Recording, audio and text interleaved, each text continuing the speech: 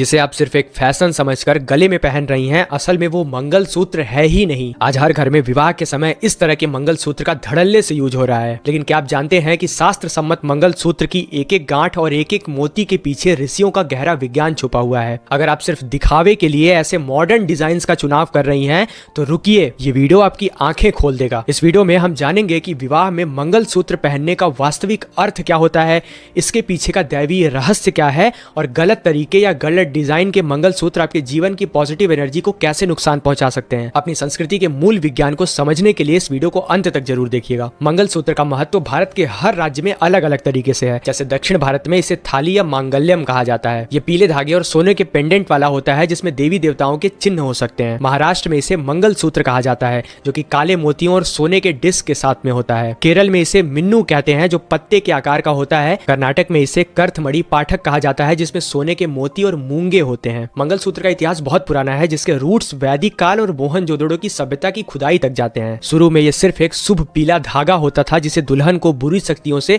बचाने के लिए पहनाया जाता था। समय के साथ ये सोने और काले मोतियों के साथ एक पवित्र प्रतीक बन गया। इसका प्रचलन पहले दक्षिण भारत से शुरू हुआ और फिर पूरे भारत में फैल गया और ये विवाहित स्त्री की पहचान बन गया। आइए जानते हैं कि मंगलसूत्र बनता कैसे है और इसका महत्व क्या होता है। मंगलसूत्र की संरचना में मुख्य रूप से काले मोतियों की माला और एक सोने का पेंडेंट यानी कि लटकन होता है, जो सोने की चेन या पीले धागे से जुड़े होते हैं। पहला भाग काले मोती, ये अक्सर काले कांच के या गोमेद के होते हैं। इनका उद्देश्य बुरी नजर और नेगेटिव एनर्जी को दूर रखना होता है।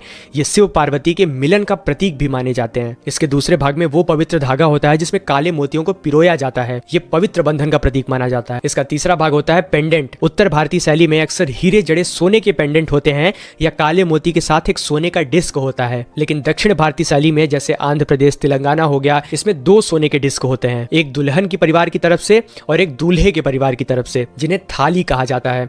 और इन्हीं दोनों शैलियों के आधार पर मंगलसूत्र बनना चाहिए। आजकल के लोग फैशन के नाम पर अलग अलग मॉडर्न डिजाइन के मंगलसूत्र बनवा रहे हैं, तो इन बातों का ध्यान रखते हुए कृपया मंगलसूत्र के महत्व को समझें। ये सजावट के लिए नहीं है, सुरक्षा के लिए है। और अंत में सबसे महत्वपूर्ण बात, विवाह समारोह के दौरान दूल्हा दुल्हन के गले में 3 गांठ लगाता है। पहली गांठ पति की आज्ञाकारिता का होता है, दूसरी गांठ पति पत्नी के माता पिता के प्रति वफादारी का होता है, तीसरा गांठ ईश्वर के प्रति सम्मान का प्रतीक होता है। ये तीनों गांठें पति पत्नी के अटूट बंधन को मजबूत करती हैं और बुरी नजर से रक्षा करती हैं।